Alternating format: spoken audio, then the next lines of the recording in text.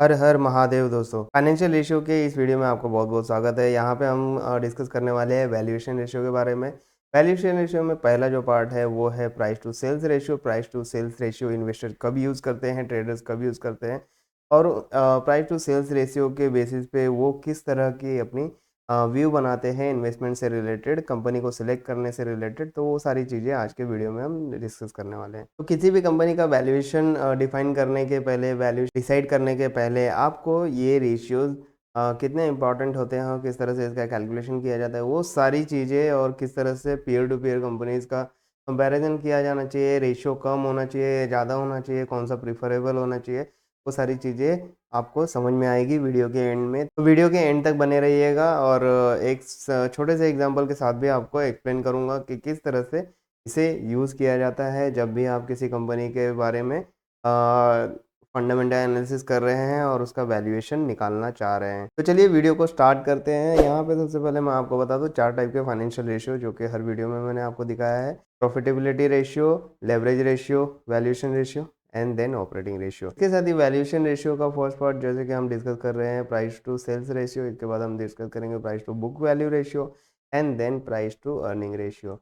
ये सारे बहुत ही इंपॉर्टेंट रेशियो होते हैं जब भी आप किसी कंपनी के वैल्यूएशन के बारे में बात कर रहे हैं। तो ये सारी चीज़ें बहुत ही इंपॉर्टेंट होती हैं। किस तरह से इंपॉर्टेंट होती है वो आपको वीडियो में समझ में आएगी, वो सारी चीज़ें ही डिस्कस करने वाले हैं वीडियो में। तो आइए बात करते हैं प्राइस टू सेल्स रेशियो का। प्राइस टू सेल्स रेशियो का यूज़ आखिरकार इन्वेस्टर को यूज़ करने की ज़रूरत क्यों पड़ती है। समटाइम्स क्या होता है कि इन्वेस्टर जब भी कंपनी में इन्वेस्ट करना चाहते हैं तो वो चूज़ करते हैं कि भैया दो पीयर टू पीयर कंपनी जब उनके सामने आ जाती है, कंपनी ए और कंपनी बी, जो कि सेम प्रोडक्ट बना रही है, ठीक है, दोनों के सेम प्रोडक्ट है एंड दोनों सेम प्रोडक्ट बना के मार्केट में बिजनेस कर रही है।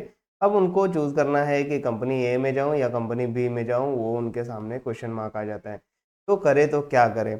तो उनके सामने एक क्वेश्चन ये आता है कि जब वो प्रॉफिटेबिलिटी रेशियो के बारे में सोचते हैं, तो just because of some accounting rules क्या हो जाता है कि अगर कंपनी ए अच्छा भी कर रही है तो जस्ट बिकॉज ऑफ ड्यूज जो भी इसके पेंडिंग है, हाँ, ड्यूज उनको पे करना है, जो भी उनके डेटर्स वगैरह हैं और जो भी उनके सप्लायर्स को पेमेंट वगैरह करना है, तो वो सारे जो बड़े बड़े ड्यूज हैं, जो उनके इंटरेस्ट चल रहे हैं, जो लोन्स चल रहे हैं, उनके ड्यूज पेमेंट करना है। तो जो भी अगर वो रेवेन्यू जनरेट कर रहे हैं, रेवेन्यू भले ही अच्छा खासा जनरेट किया है, बट उसके बाद ड्यूज पे करने के बाद उनका प्रॉफिट काफ़ी कम दिखाई देता है, ठीक है। तो यहाँ से इन्वेस्टर्स एबल नहीं रहते, समर्थ नहीं रहते कि मैं यहाँ से एक डिसीजन मेक कर पाऊँ।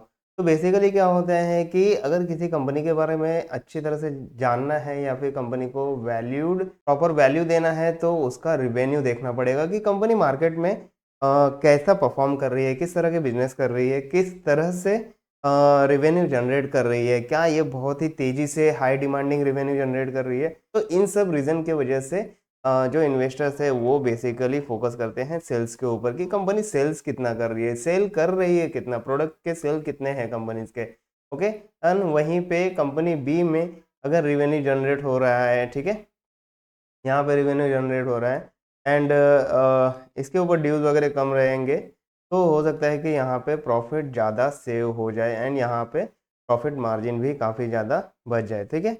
तो ये चीज़ें आपको कभी कभी समझ में, तो इस तरह से हम प्रॉपरली इसमें प्रॉफिटेबिलिटी रेशियो के बेसिस पे हम डिफाइन नहीं कर पाते कि भैया ए और बी में से किस में जाना चाहिए। तो ये आपके सामने क्वेश्चन मार्क बन जाता है। तो इन्वेस्टर्स क्या करते हैं कि चलो प्रॉफिट तो हम लोग ने देख ही लिया है एंड प्रॉफिट मार्जिन क्या बच रहा है, मतलब कंपनी जो है कितना एफिशिएंट है अपने प्रॉफिट को बचा पाने में, रिटेन कर पाने में, वो रेशियो तो हमने देख ही लिया है, like profit after tax margin, उस तरह का पीएटी वगैरह जो है वो हमने देख ही लिया है। बट उसके साथ ही मैं जाता हूँ कंपनी का वैल्यू डिफाइन करने के लिए, अच्छी वैल्यू में मिल रही है या नहीं, कंपनी का कोई अच्छा वैल्यू है या नहीं, वो डिफाइन करने के लिए मुझे देखना पड़ता है कि सेल कितना अच्छा कर रही है कंपनी, ठीक है। तो इस तरह से प्राइस टू सेल्स रेशियो का जरूरत पड़ जाता है कि भैया प्राइस के रिस्पेक्ट में सेल कैसा है, रेवेन्यू कैसा है कंपनी का, ठीक है। तो प्राइस टू सेल्स रेशियो का जरूरत कंपनी का वैल्यूएशन कैलकुलेट करने के लिए प्राइस टू सेल्स रेशियो का जरूरत इसलिए पड़ता है।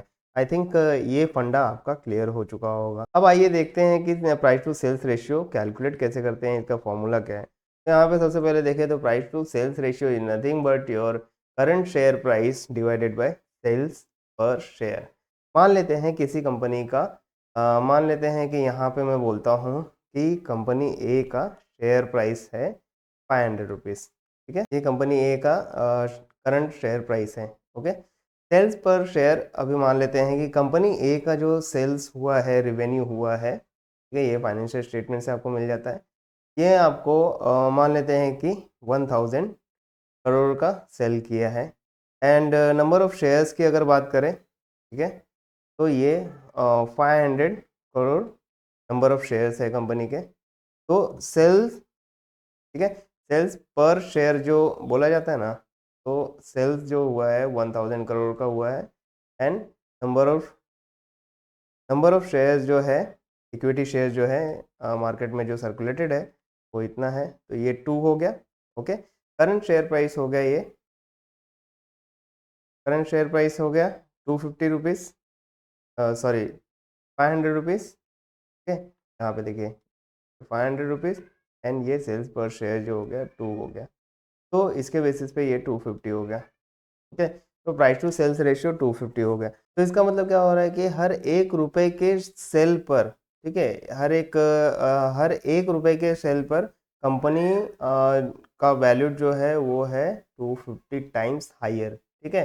तो इसका मतलब क्या होता है कि इसका प्राइस टू सेल्स रेशियो काफ़ी ज़्यादा है, यानी कि कंपनी का प्राइस टू सेल्स रेशियो जितना ज़्यादा होगा उतना ज़्यादा प्रेफरेबल होता है, उतना ज़्यादा अच्छा वैल्यूड कंपनी होता है, ठीक है। आई होप ये सारी चीज़ें हमको समझ में आ गई होगी।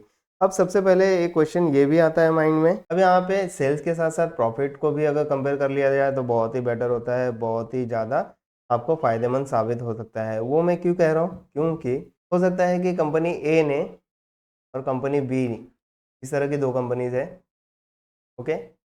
यहाँ पर हो सकता है कि इसका जो प्राइस टू सेल्स रेशियो आया है, यहाँ पे मान लो कि इसका 5 आया है एंड इसका हो सकता है कि 3.5 आया है, या मान लेते हैं कि ए का भी 5 आया है, बी का भी 5 आया है, ओके। तो यहाँ पे कन्फ्यूज़न हो जाएगा आपको कि भैया आप किस में जाएँ, तो ये भी फिर क्वेश्चन मार्क आ जाएगा सामने। फिर उसके बाद क्या करना है, प्रॉफिट आफ्टर टैक्स मार्जिन भी ज़रूर देखिए। अब यहाँ पे हो सकता है कि कंपनी ने रेवेन्यू भी अच्छा खासा जनरेट किया, कंपनी बी ने भी अच्छा खासा रेवेन्यू जनरेट किया।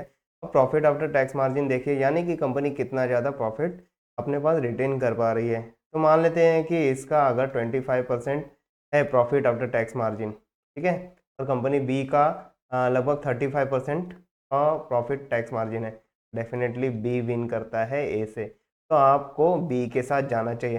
तो इस तरह से आप जब भी प्राइस टू सेल्स रेशियो अगर निकालते हैं तो उस वक्त आपको प्रॉफिट आफ्टर टैक्स मार्जिन भी देखना चाहिए, सबसे इम्पोर्टेंट टॉपिक, ओके। तो आई होप ये सारे फैक्टर्स आपके ध्यान में रहेंगे, अगर नहीं ध्यान में रहेंगे तो फिर से रिवाइंड करके ज़रूर देख लेना वीडियो को। अब चलिए एक छोटे से एग्जांपल से समझने की कोशिश करते हैं इसे। तो यहाँ से हम चलेंगे स्क्रीनर की वेबसाइट पे एंड वहाँ पर जाके और देखेंगे कि किस तरह से हम कंपनीज के प्राइस टू सेल्स रेशियोज को कैलकुलेट कर पाते हैं, वो सारे डेटा कहाँ पे मिलते हैं, सारी चीज़ें मैं आपको स्क्रीनर की वेबसाइट पे ले जाके एक्सप्लेन करता हूँ। तो ये आ चुके हैं हम अपने स्क्रीनर की वेबसाइट पे। यहाँ सिंपली मैं टाइप करता हूँ टाटा मोटर्स, टाटा मोटर्स मैंने टाइप कर लिया। अब यहाँ पे देखिए कि टाटा मोटर्स का करंट प्राइस जो है 621 रुपीज़ है, मार्केट कैप 2,28,473 करोड़ रुपए का है। और यहाँ पर अगर नंबर ऑफ़ इक्विटी शेयर आपको दिखाई दे रहा है, ये मैंने ऐड किया है, ये कहाँ से ऐड करते हैं वो भी बता देता हूँ आपको मैं। यहाँ पे आपको बेसिकली दिखाई नहीं देगा, एडिट रेशियो में आपको जाना है और यहाँ पर फ़िल्टर रेशियो में आपको टाइप करना है, ठीक है। इक्विटी आप टाइप करो तो यहाँ पे इक्विटी से रिलेटेड सारे आ जाएंगे, तो नंबर ऑफ़ इक्विटी शेयर्स आपको दिख जाएंगे, या फिर अगर नंबर ऑफ़ शेयर्स आपके माइंड में है तो शेयर्स आप टाइप करो, तो नंबर ऑफ़ इक्विटी शेयर्स आपको यहाँ पे दिख जाएंगे। इसको आपको क्लिक कर लेना है और यहाँ पे सेव क्विक रेशियो पे क्लिक कर देना है, ठीक है। ये हो गया पहला। अब दूसरा हम बात करते हैं कि फिर से पीछे जाते हैं, यहाँ पे नंबर ऑफ़ इक्विटी शेयर्स मिल गया आपको, ठीक है। अब फॉर्मूला क्या था प्राइस टू सेल्स रेशियो का, प्राइस टू सेल्स रेशियो का फॉर्मूला ये था कि करंट मार्केट प्राइस या share price of this company stock, ठीक है, and that divided by sales per share, sales per shares, ठीक है। सेल्स पर शेयर्स कैसे निकलेंगे, सेल्स जितना हुआ है उसको नंबर ऑफ इक्विटी शेयर से डिवाइड कर दो। ये CR में है, 368 CR है, ठीक है, मैं कंफ्यूज मत होना। अब वो CR कैसे आया, यहाँ पे तो कहीं लिखा नहीं है, तो आप कंफ्यूज हो जाएंगे, भैया लिखा तो नहीं है तो मैं कैसे मान लूँ। तो अब ये कैसे मानना है तो ये दिखाते हूँ मैं। यहाँ पे देखिए बेसिकली नंबर ऑफ शेयर्स कैसे फाइंड आउट कर सकते हैं कि मार्केट कैप क्या होता है, market cap is nothing but your number of shares, number of shares into price, price of the share, ठीक है। अब नंबर ऑफ शेयर्स आपको फाइंड आउट करना है, नंबर ऑफ शेयर्स आपको फाइंड आउट करना है, market cap divided by price करना है, तो 2,28,473 करोड़ है, ठीक है, डिवाइडेड बाय दिस प्राइस 621, 621 से डिवाइड करो तो 367.8 समथिंग ऐसा कुछ तो आता है, that is nothing but 368, okay. तो ये 368 करोड़ है, ये वाला करोड़ जो है, ये 68 करोड़ शेयर्स मार्केट में सर्कुलेटेड है। तो ये छोटा सा एक बोनस एग्जांपल आपको दिखा दिया मैंने, बोनस नॉलेज हो गया आपके लिए। तो ठीक है, आगे बढ़ते हैं। यहाँ से आपको प्रॉफिट एंड लॉस स्टेटमेंट पे जाना है। यहाँ पे देखिए सबसे पहले ही ऊपर आपको दिख जाएगा, ये देखिए ये सेल्स दिख रहा है, सेल्स में ट्रेलिंग 12 मंथ का आप देख सकते हैं, ओके। और फिर मार्च का निकालना है, 2024 का, 2020 का निकालना है। तो यहाँ पे आपको सारे सेल्स वैल्यू मिल जाएंगे कि हर साल में किस तरह के सेल्स हुए हैं, ठीक है। तो ये वैल्यू आपको मिल गए, ओके। अब इसको डिवाइड क्या करना है, डिवाइड किससे करना है, जैसे ये भी करोड़ में है, रुपीज़ करोड़ में है, तो 443,059 डिवाइडेड बाई 368 करते हैं, ठीक है। तो इस तरह से आपको जो है कंपनी का प्राइस टू सेल्स रेशियो मिल जाता है। तो ठीक है, यहाँ पे फिर आपको ये सेल्स मिल गया या फिर रेवेन्यू, कभी कभी आपको यहाँ पे लिखा हुआ रहेगा कि कंपनी का रेवेन्यू है, ओके। तो यहाँ पे आपका सेल मिल गया 443,059, ओके, डिवाइडेड बाय 368 करोड़। ये भी रुपीस इन करोड़ एंड ये भी करोड़, तो करोड़ कैंसिल, और ये जो वैल्यू आएंगी वो यहाँ पर आ जाएगी। तो ये क्या हो जाएगा आपका सेल्स पर शेयर, ठीक है, ये आपका हो गया सेल्स पर शेयर। अभी प्राइस टू सेल्स रेशियो जो है, ठीक है, प्राइस टू सेल्स रेशियो जो है वो क्या है कि आपका करंट प्राइस जो है, ठीक है, करंट प्राइस, स्टॉक का जो प्राइस है, divided by sales per share. ये जो वैल्यू आई है वो वैल्यू यहाँ लिख देंगे, तो 621 डिवाइडेड बाय दिस वैल्यू जो आएगी वो आपका प्राइस टू सेल्स रेशियो होता है, ठीक है। आई होप ये सारी चीज़ें हमको क्लियर हो गई होंगी। तो यहाँ पे ये सारी वैल्यू भी देख लेते हैं थोड़ा। अब यहाँ पे देखो 443,059, ओके, 059 डिवाइडेड बाई कितना है, 368 है, ये आ गया 1203, ओके, ये 1203 आ गया, 1203 यहाँ पे डाल दो, 621 1203 यहाँ पे डाल दो। अब क्या करना है कि 621 डिवाइडेड बाय 1203.51, ये आपका जो आता है वो 0.51 या 0.52 बोल सकते हैं, 0.5 आपको प्राइस टू सेल्स रेशियो आ रहा है, ठीक है। तो इसके साथ ही आपको प्रॉफिट आफ्टर टैक्स मार्जिन भी देखना होता है।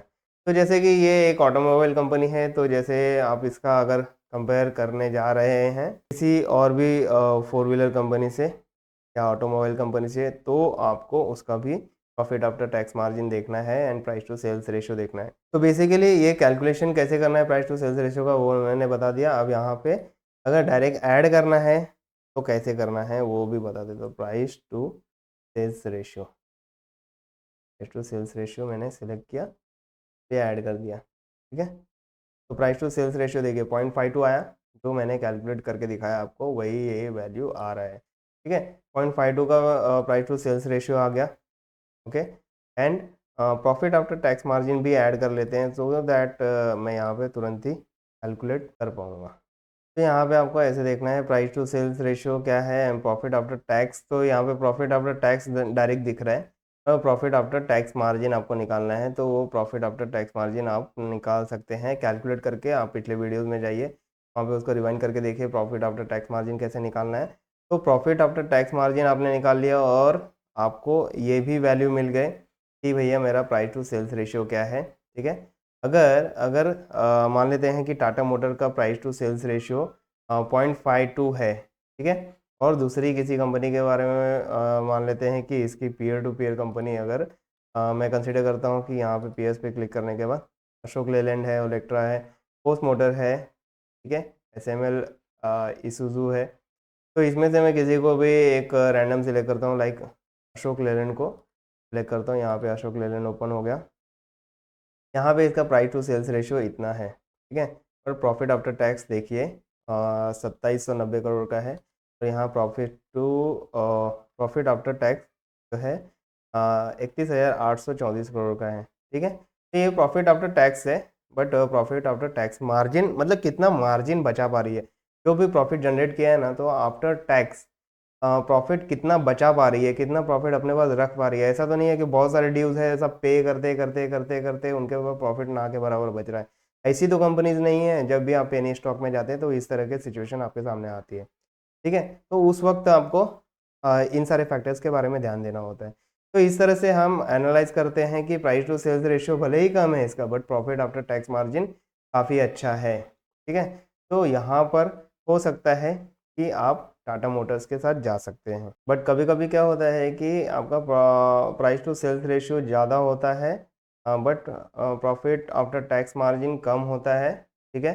तो उस पर भी आपको कन्फ्यूज़न हो जाता है कि भैया यहाँ पे तो प्रॉफिट ये ज़्यादा बचा नहीं पा रहा है, प्रॉफिट नहीं बचा रहा है, तो हमें डिविडेंड अच्छे से दे नहीं पाएगा। तो वो सारी चीज़ें आपके सामने आती है। तो इस तरह से आपको टाटा मोटर्स और अशोक लेलैंड में से जो ज़्यादा प्रॉफिट बचा पा रही है, जो ज़्यादा प्रॉफिट रिटेन कर पा रही है, और उसका प्राइस टू सेल्स रेशियो भी नियर बाय में है, तो आप उसके साथ जा सकते हैं। तो इस तरह से आपको कंपनी सिलेक्ट करना होता है। इट इज़ नॉट लाइक कि एक रेशियो आपने कंपेयर किया और उसके बेसिस पे निकल गए कि भैया ये कंपनी में इन्वेस्ट करना है, ये ऐसा नहीं होता।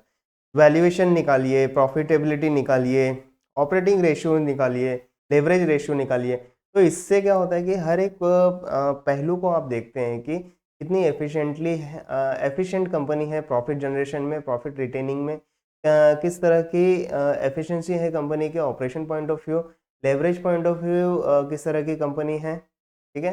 तो वो सारी चीज़ें आपको सारी चीज़ें समझ में आती है। सेल्स के जब रेशियो में आप बात करते हैं तो कितना सेल्स जनरेट कर पा रही है, ठीक है, प्राइस के कंपेयर में कितना सेल्स जनरेट कर पा रही है, वो सारी चीज़ें आपको समझ में आती है। तो इन सारी चीज़ों को समझ कर इस तरह से आप अपना व्यू बना सकते हैं। तो आई आई होप आपको ये सारी चीज़ें काफ़ी अच्छे से समझ में आ गई होंगी कि प्राइस टू सेल्स रेशियो का कैलकुलेशन कैसे करना है और कहाँ पे ये वैल्यूज़ दिखाई देंगे, ठीक है। तो यहाँ पे अगर मेरे को ये सारे वैल्यूज़ निकालने भी है तो ये मैं यहाँ पे जाके डी सिलेक्ट कर दूंगा, यहाँ पे price to sales, number of equity share, ठीक है। तो इसको फिर सेव करता हूँ और ये देखिए यहाँ से सारे जो रेशियोज थे वो निकल गए, ठीक है। तो इस तरह से आप भी अपने स्किनर के वेबसाइट पे जाके ये सारे सेटिंग कर सकते हैं और उसके बेसिस पे आप ये सारे रेशियोज भी कंपेयर कर सकते हैं। तो कमेंट करके बताइए ये वीडियो आपको कैसा लगा, इसमें क्या चीज़ें थी जो अभी भी आपको डाउटफुल है। तो so that I will revert in comment. जब भी आपको डाउट होंगे वो डाउट के ऊपर मैं आपको रिप्लाई कर दूंगा। तो चलिए मिलते हैं नेक्स्ट वीडियो में इसी तरह के वैल्यूबल कंटेंट के साथ, इसी तरह के नेक्स्ट वैल्यूएशन रेशियो के साथ। अगर किसी भी तरह का डाउट है तो आप हमारे सोशल मीडिया प्लेटफॉर्म पर भी कनेक्ट हो सकते हैं, एंड यहाँ पर ये वीडियो देख रहे हैं उसके कमेंट बॉक्स में भी अपना कमेंट कर सकते हैं। तो इसी तरह फाइनेंशियल एजुकेशन बाय मुकेश के साथ बने रहिए। मिलते हैं नेक्स्ट वीडियो में। Thank you so much. जय श्री राम, हर हर महादेव।